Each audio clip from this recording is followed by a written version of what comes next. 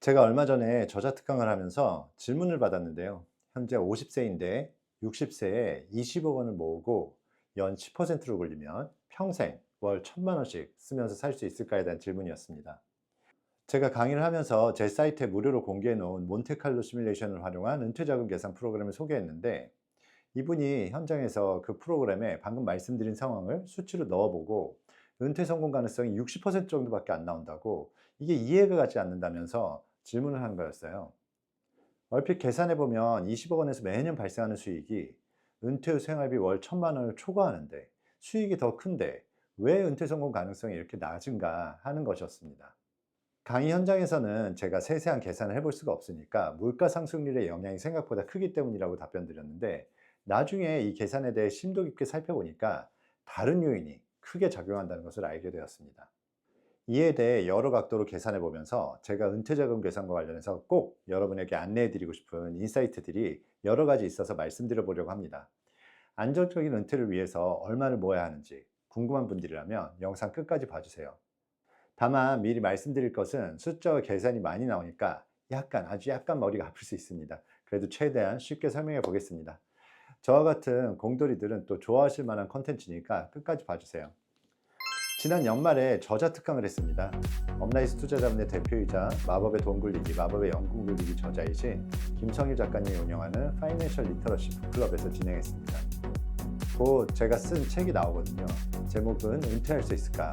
라는 제목인데, 원래 11월 출판 예정이었는데 여러 가지 사정으로 인해서 2월에 나올 예정입니다. 조금만 기다려주세요.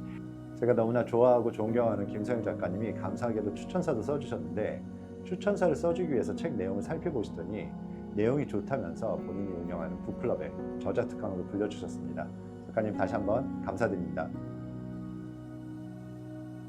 그날 제가 1시간 정도 강의를 하고 질의응답 시간이 있었는데, 파이낸셜 리터러시라는 북클럽 이름답게 질문의 수준도 높고 열기가 뜨거웠습니다.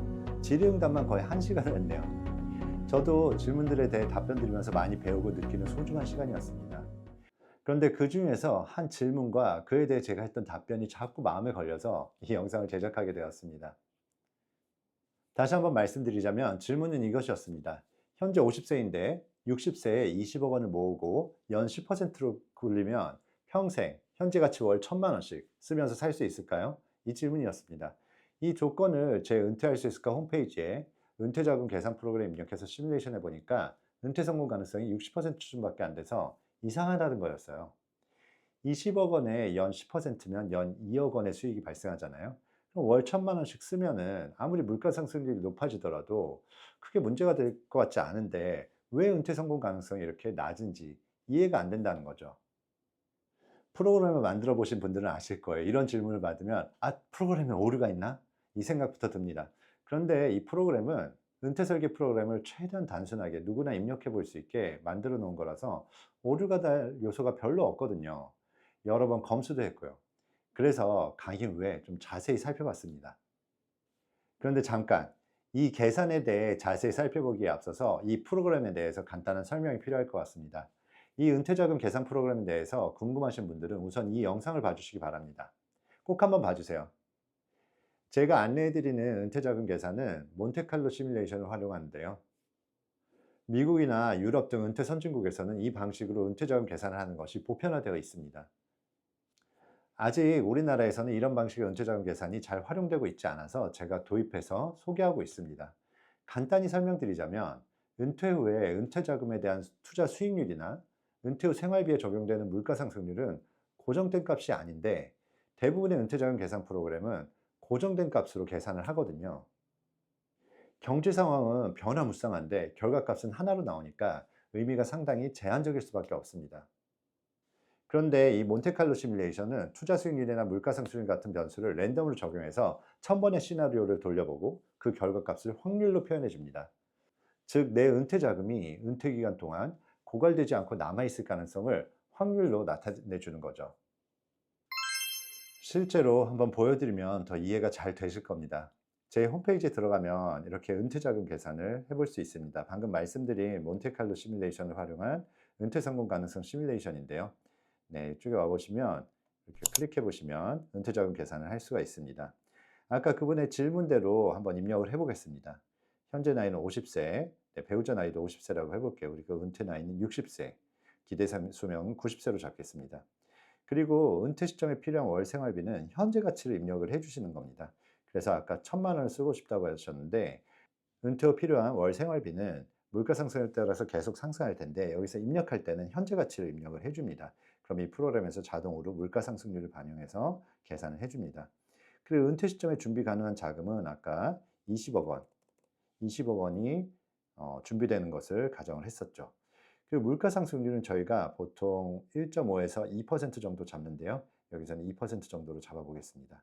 그리고 투자 수익률은 아까 10%를 예시했었죠. 저는 은퇴 설계를 할 때 보통 5에서 6%를 넣지만 이 질문에서는 10%를 얘기했으니까 10%로 계산을 한번 해보겠습니다.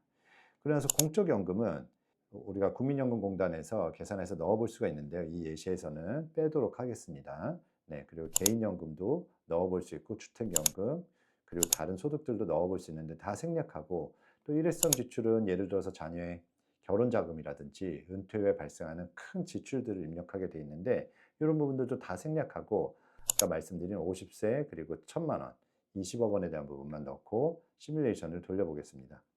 그러면 결과값이 아까 말씀드린 대로 57.9%, 60% 수준밖에 안 나와요. 이 얘기는 무슨 얘기냐면 20억 원을 갖고 60세에 은퇴를 하면은 월 1,000만 원씩, 현재가치 월 1,000만 원씩 썼을 때 기대수명 90세까지 은퇴 자금이 고갈되지 않고 남아있을 가능성이 57.9%밖에 안 된다는 얘기입니다. 그럼 나머지 한 40%의 확률로는 은퇴 자금이 마이너스가 될 수 있는, 고갈될 가능성이 있다는 거죠. 이 프로그램에서 시뮬레이션을 재실행해 볼 수 있는데요. 이렇게 재실행을 해보면 여기 은퇴 성공 가능성이 계속 바뀌는 것을 볼 수가 있습니다. 이게 몬테칼로 시뮬레이션을 바탕으로 계산을 하는 거기 때문인데요. 아까 말씀드렸듯이 1,000번의 가상의 변수들을 고려해서 투자 수익률이나 물가 상승률을 랜덤으로 집어넣어서 1,000번을 돌려보고 그 결과값을 이렇게 확률로 표현해 주는 거기 때문에 매번 1,000번의 시뮬레이션이 진행돼서 확률은 다르게 나오지만 대략 50% 후반에서 60% 정도 나오는 것을 알 수가 있습니다. 이 은퇴자금 계산을 할 때 은퇴 성공 가능성이 보통 80에서 90% 이상이 되면은 우리가 안정적으로 은퇴가 가능하다라고 판단을 하거든요. 이런 식으로 이렇게 60%밖에 은퇴 성공 가능성이 안 되는 경우에는 은퇴 성공 가능성이 낮다. 어떤 조건값들을 조정을 할 필요가 있다라고 말씀을 드립니다. 그러니까 질문자의 질문대로 은퇴 생활을 하면 투자 수익률이나 물가 상승률의 변화에 따라서 90세 시점에 은퇴 자금이 고갈되지 않고 남아있을 가능성이 60% 정도밖에 안 된다는 거예요. 이게 이해가 되시나요? 살짝만 계산해 봐도 아무리 물가 상승률을 감안해 봐도 투자 수익이 1년에 필요한 생활비보다 큰데 왜 이렇게 은퇴 성공 가능성이 낮은 걸까요? 우리가 엑셀로 단순 계산을 해보면 더 이상하다는 것을 느낄 수 있습니다. 아까의 조건들을 제가 엑셀로 한번 표현을 해봤는데요. 일단 은퇴 후 필요한 생활비는 월 1,000만 원이지만 물가 상승률 연 2%를 반영하면 60세 시점에 1,200만 원이 됩니다, 월에. 그리고 은퇴 자금을 20억으로 시작해서 매년 투자 수익률은 10%가 납니다. 그럼 20억 원에서 매년 이만큼씩 인출을 하는 겁니다. 월에 이만큼씩 인출하니까 첫 해에는 약 1억 5천만 원 가까이 인출을 하겠네요. 그럼 1억 5천만 원 정도를 인출하면서 또 이 원금은, 투자 원금은 수익이 붙으니까 60세 말이 되면은 2억 3천만 원을 자금이 늘어나 있습니다. 매년 이렇게 계속 쓰고 또 투자 수익이 계속 붙어 나가면 이렇게 은퇴 자금이 계속 늘어나는 걸 볼 수가 있습니다. 계속 돈을 쓰지만 투자 수익률이 더 높으니까 은퇴 자금이 계속 늘어나서 90세 시점에는 35억 원 정도까지 자금이 늘어나는 것을 볼 수가 있습니다. 저도 질문을 받은 당시에는 현장에서 엑셀로 계산까지 해볼 수는 없으니까 물가 상승 효과가 생각보다 크게 작용한다 라고만 답변을 했지만 실제로 엑셀로 돌려보니까 단순 계산을 해보면 자산이 거의 2배 가까이 오히려 늘어나는 것을 확인할 수 있었습니다. 그럼 제 은퇴자금 계산 프로그램은 오류인 걸까요? 네, 이번에는 몬테칼로 시뮬레이션을 엑셀로 계산해서 수치들을 자세히 한번 보여드리겠습니다. 자, 이게 아까 홈페이지에서 보여드렸던 몬테칼로 시뮬레이션을 활용한 은퇴자금 계산을 엑셀로 표현해 본 건데요. 여러 가지 입력해야 될 항목들이 있지만 지금 질문에서는 상관없는 내용들이니까 일단 숨기기를 좀 해주고요. 그 다음에 필요한 은퇴 월 생활비가 60세에 1,219만 원. 아까 50세 시점에 1,000만 원이었으니까 물가 상승률 반영하면 첫 해에는 1,219만 원 정도 됩니다. 이만큼씩을 빼서 쓰고 아까와 마찬가지로 20억 원에서 수익률을 여기 표현이 되어 있는데요. 몬테칼로 시뮬레이션을 할 때는 아까 말씀드렸듯이 수익률이 랜덤으로 이렇게 입력이 됩니다. 제가 프로그램상에 자동으로 이렇게 랜덤으로 생성이 되게끔 해놨는데요. 10%를 기준으로 해서 표준 편차는 10%로 잡혀 있습니다. 즉 10%를 기준으로 해서 투자 수익률이 랜덤하게 정규 분포를 따라서 분포를 한다는 얘기인데요. 어떤 경우에는 이렇게 높은 수익이 나기도 하고 마이너스가 날 때도 있고요. 이런 식으로 표현이 됩니다. 그렇게 했을 때 결국 성공 확률이 이렇게 표현이 되죠. 아까 프로그램에서 봤던 것처럼 50% 후반에서 60% 정도 어떤 식으로 랜덤하게 값을 돌려봐도 이렇게 표현이 되는 것을 볼 수가 있습니다. 여기 보시면 결과값이라고 되어 있는데요. 이게 뭐냐면 특정 랜덤 수익률을 입력이 됐을 때 결과값 90세 시점에 결과값이 이렇게 쪽에 표현이 됩니다. 결국 20억으로 시작해서 매년 1,000만 원씩 쓰고 수익률이 이런 형태로 랜덤하게 발생을 하면 이렇게 마이너스 11% 날 때도 있지만 또 두 자릿수 수익이 이렇게 나면서 결국 은퇴자금이 상승했다는 결과가 나오는 거죠. 제가 이걸 한번 계속 돌려보겠습니다. 계속 돌려보면 이렇게 마이너스 22억이 나오는 때가 있죠. 그럼 이런 결과는 왜 나올지 한번 생각을 해보셔야 됩니다. 자, 보시면은 첫 해 마이너스 18%가 났습니다. 그러면서 20억 원이 15억 원까지 마이너스가 난 거예요. 인출도 많이 한 데다가 이 인출을 1억 4천을 하고 또 마이너스도 나버리니까 급격하게 마이너스가 나고 그 이후에는 계속 수익이 좋게 발생을 하지만 은퇴 자금이 늘어나질 않습니다. 그러다 또 한번 마이너스 나고 조금씩 변동이 있다가 나중에는 물가 상승률에 따라서 인출액이 늘어나니까 결국 버티지 못하고 계속 마이너스가 나서 82세 시점에는 마이너스로 떨어지게 됩니다. 그러면서 은퇴 자금이 마이너스 22억까지 떨어지게 되죠. 결과적으로는. 또 계속 한번 돌려보겠습니다. 또 마이너스 7억 6천만 원이 나왔네요.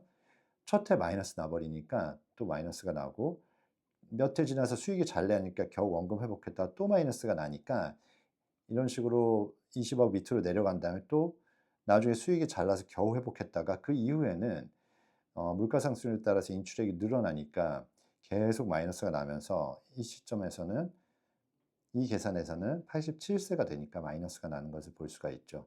이렇게 계속 돌려보면 80억까지 올라가는 케이스도 있고요. 수익이 잘 나주면은 이렇게 올라가 주는 거고요. 또 돌리다 보면 이렇게 또 마이너스 36억. 첫 3년 동안 마이너스가 계속 났더니 크게 마이너스 나는 것을 볼 수가 있습니다. 이런 식으로 다양하게 랜덤하게 수익률을 넣어서 돌려보면 결과적으로 60% 확률로 플러스 값이 나오고 40% 확률로 마이너스 값이 나온다는 겁니다. 어떠신가요? 엑셀로 이 사례를 자세히 살펴보니까 왜 이런 결과값들이 나왔는지 이해가 가시나요? 여기서 은퇴자금과 관련해서 여러분들이 꼭 아셔야 될 중요한 포인트들이 있습니다. 첫 번째, 은퇴자금 운용에 있어서 시퀀스 리스크를 반드시 고려해야 한다는 것입니다. 시퀀스는 어떤 순서를 얘기하는데요. 은퇴자금 운용에 있어서 시퀀스 리스크는 예를 들어 30년간 평균 연 10%의 수익률이 발생한다고 하더라도 어떤 순서로 수익이 발생하는지가 중요하다는 겁니다. 매년 연 10%가 고정적으로 발생하는 게 아니잖아요. 같은 연 10%라 하더라도 초기에 집중적으로 마이너스가 나거나 평균을 밑도는 수익률이 반복적으로 발생하면 은퇴자금이 고갈될 가능성이 높아진다는 겁니다. 우리가 미래를 예측할 수 없는 만큼 시퀀스 리스크, 초기에 인출하면서 수익률도 악화되는 상황에 대한 고려가 반드시 필요합니다. 이 부분은 다음 시사점으로 또 연결이 되는데요. 두 번째, 은퇴자금 대비 인출률이 너무 높으면 리스크는 커집니다. 이 사례에서 은퇴자금 대비 첫 해 인출률을 살펴보면 은퇴자금은 20억 원인데 인출액이 연 1억 4천만 원이 넘습니다. 은퇴자금은 20억 원인데 월 1천만 원의 물가상승률이 반영된 값을 지출하다 보니까 인출액이 첫 해 1억 4천만 원이 넘습니다. 인출률로 따져보면 원금 대비해서 7%가 넘는 거죠. 혹시 4% 법칙이라고 들어보셨나요? 처음 들어보셨다면 역시 이 영상도 보고 오시기 바랍니다. 4% 법칙은 은퇴자금에서 은퇴 후 생활비를 인출할 때 내 은퇴자금에서 연 4%를 인출하고 매년 물가상승률에 따라서 인출액을 늘려나가면 은퇴자금이 은퇴기간 내에 고갈될 가능성이 매우 낮다는 것입니다. 즉 은퇴자금 인출의 가이드라인 같은 것인데요. 그런데 이 사례에서는 초기 인출률이 7%가 넘으니까 안전한 인출률을 한참 넘어선 거죠. 이 높은 인출률이 앞서 말한 시퀀스 리스크에 더해져서 많은 실패 사례들을 만들어내는 겁니다. 아까도 보셨듯이 처음 20원에 시작해서 계속 10% 이상 수익이 나주면 괜찮지만 초기에 마이너스가 몇 번 나고 낮은 수익률들이 나는데 인출도 계속 해나가니까 결과적으로 90세가 되기 이전에 은퇴자금이 고갈되는 일들이 자꾸 발생을 하는 겁니다. 비유를 하자면 마치 500만 원 벌어서 500만 원 쓰는 가정과 500만 원 벌어서 300만 원 쓰는 가정이 있는데 가장이 실직한다든지 가족 중에 누가 큰 병에 걸린다든지 위기 상황이 오면 500만 원 벌어서 300만 원 버는 가정은 어느 정도 버틸 수 있는 반면에 500만 원 벌어서 500만 원 쓰는 가정은 가계 재정이 파산으로 갈 수밖에 없는 그런 구조인 것과 비슷한 겁니다. 인출률이 높은 상태에서 계속 투자 수익률이 좋으면 아까 예에서는 연 10%씩 꾸준히 발생해 주면 무리 없이 은퇴 생활이 가능합니다. 하지만 인출률도 높은데 마이너스가 몇 번 나거나 낮은 수익률이 초기에 반복되면 은퇴 자금은 마이너스가 나고 이후에는 수익이 잘 나와줘도 회복할 수가 없는 구조가 됩니다. 따라서 여기서 시사점은 은퇴 후 월 생활비 규모를 내 은퇴 자금 고려해서 적절하게 설정해야 된다는 겁니다. 4% 법칙이 좋은 기준이 되겠죠. 만약에 20억 원이 있다면 4% 법칙을 적용해 본다면 예를 들어서 첫 해에 월 700만 원을 쓰는 겁니다. 그러면 인출액이 8,400만 원이 되고 20억 원 대비해서 약 한 4% 정도 되니까 이 정도로 되면은 성공 확률이 무려 99%로 올라갑니다. 네. 계속 돌려봐도 네, 99%대에서 안정적으로 나오는 것을 볼 수가 있죠. 이 정도면 아주 안정적인 은퇴 생활이 가능하다는 얘기입니다. 오히려 이 경우에는 아까 가이드라인이 성공 확률이 80에서 90%대니까 조금 더 인출액을 높여도 좋겠죠. 자, 세 번째, 은퇴자금 운용 시 변동성 관리가 정말 중요하다는 것을 알 수가 있습니다. 제가 여러 영상을 통해서 늘 말씀드리지만 은퇴자금 운용을 할 때는 역시 변동성, 리스크 관리가 정말 중요합니다. 수익률도 중요하지만 그보다 리스크 관리가 훨씬 중요합니다. 이 사례에서도 알 수 있는데요. 변동성이나 리스크를 나타내주는 중요한 지표 중에 하나가 바로 표준편차입니다. 이 계산에서는 표준편차가 10%가 활용이 됐습니다. 그런데 사실 이 표준편차는 좀 낮게 잡힌 겁니다. 보통 올웨더 포트폴리오를 했을 때 표준편차를 6에서 8%, 미국 주식이 한 15에서 18% 정도입니다. 연 10% 정도라고 하면 사실 표준편차를 15% 이상으로 잡는 게 맞습니다. 그래서 만약에 정상적으로 한 15% 정도를 잡는다고 하면은 성공률이 더 떨어지는 걸 볼 수가 있죠. 계속 돌려봐도 네, 40% 후반대로 떨어졌네요. 이렇듯이 변동성이 늘어나면 성공 확률은 더 떨어지는 것입니다.